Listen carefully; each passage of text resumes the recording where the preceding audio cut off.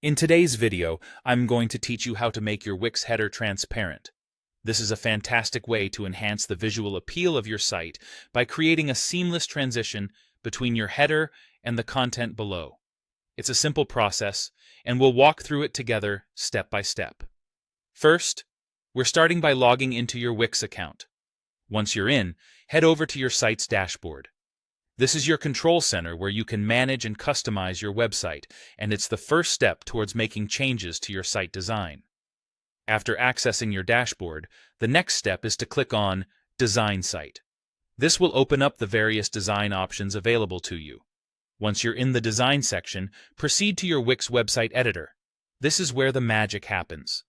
Here, you can make a variety of customizations to your site's layout and style, including the transparency of your header. Now that you're in the Wix website editor, your next focus will be on the header. It's important to locate the header section of your site since this is what we want to modify today. Simply click on the header to select it. You'll notice that a menu with editing options will appear as soon as you do this. Once you have your header selected, you should see the option labeled Change Background. Click on this option to bring up the background settings for your header.